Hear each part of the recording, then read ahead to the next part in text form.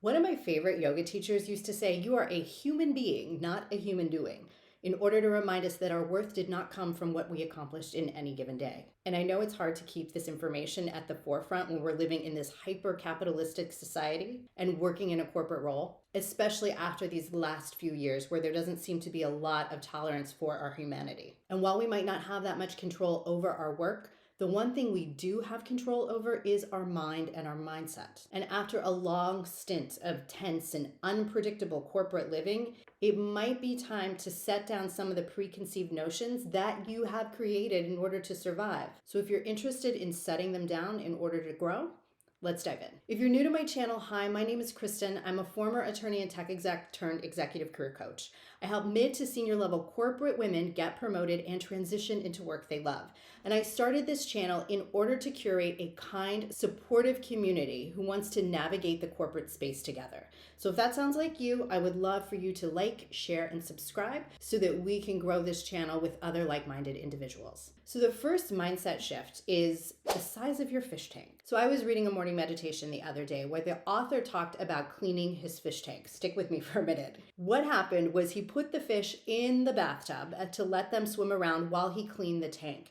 And something pretty phenomenal happened. When he finished cleaning the tank and he went to retrieve the fish to put them back, they were containing themselves in a small area of the tub that was the size of the fish tank, rather than expanding and allowing themselves the whole length of the tub. I've seen so many clients do this. And especially if we spend a lot of time in an environment that does not value us, it's easy to get beat down. It's easy to believe the negative, and it's easy to believe someone else's distorted view of what we're really capable of. Not only have my clients experienced this, I have experienced this myself. I spent 10 years in a role where all the data showed that I excelled, but every time I applied for a promotion, I came up short. After a while, it was easy to believe what my leaders said and to stop putting myself out there. But after a series of events, I decided to apply for a role outside of my industry with another company. And I was lucky enough to find a boss and a team who saw and understood my potential. Now, that transition was filled with therapy,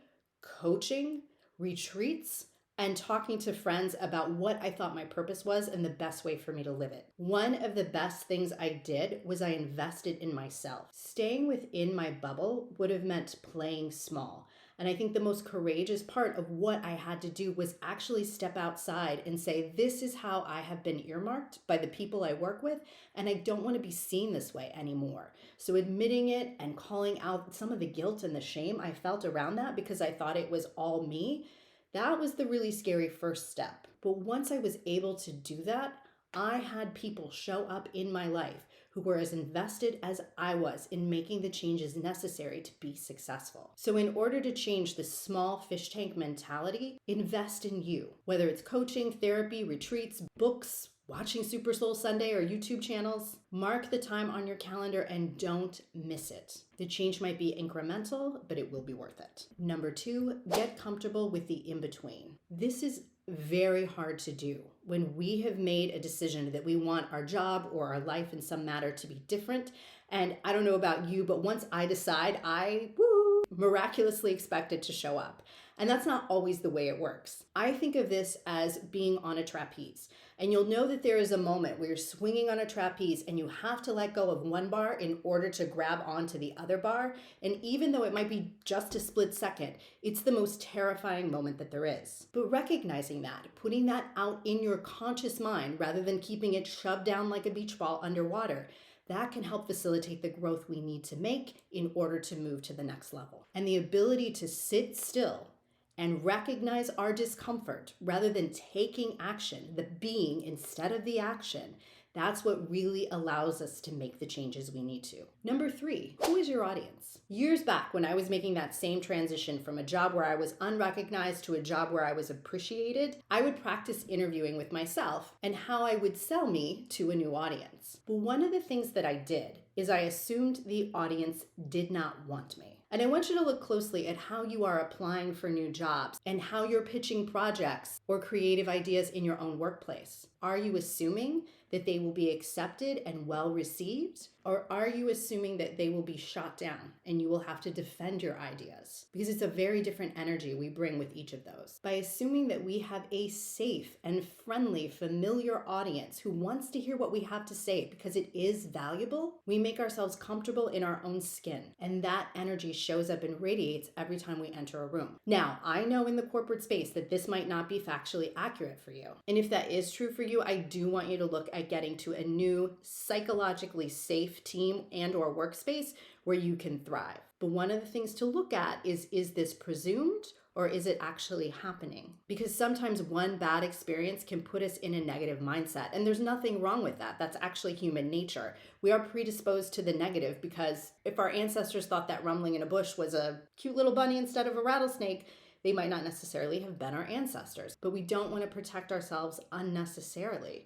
Expending energy, assuming something bad is going to happen when actually it's not, can decrease our energy, decrease our productivity, and make us doubt ourselves. And number 4, how do you speak to yourself when it all goes wrong? Now, I know for myself, for many years, I was a perfectionist. It was classic textbook perfectionism. And I worked really hard, again, with therapists, coaches, and others to allow myself some grace. And when things would go wrong, nobody was more critical of my mistakes than I was. But this self-talk had a detrimental impact. It's kind of like if you slip up on a diet and you eat the potato chips and then you think, well, never mind, I'm just going to eat this whole bag of candy too. I would use the opportunity to self-sabotage rather than speak to myself in a kind way and be analytical about what happened, what went wrong, and what could go better next time. And because I wasn't being transparent with myself, I wasn't being transparent with other people either, including my boss and my team. And it takes a toll. Now, this is not a shift that most people can make overnight. It takes some time to begin to be gentle with ourselves, to be forgiving, and to be a caring parent to ourselves rather than a harsh one. But getting away from a place of very self-critical talk can be incredibly helpful for not just you, but those around you as well. When we smother ourselves with guilt and shame every time we make a mistake, that energy filtrates throughout our environment. It can impact our team, it can impact our leaders, and it can definitely impact our work. So starting small with incremental steps and being gentle and seeking help and guidance if you need it from a coach or a therapist, or even team leadership if you have a safe and supportive work environment, can ease those mistakes and help make you a role model for other people on your team as well. Now, I know corporate America is not necessarily built for women, but these small incremental steps can go a long ways as far as helping you find validation and purpose in a corporate space.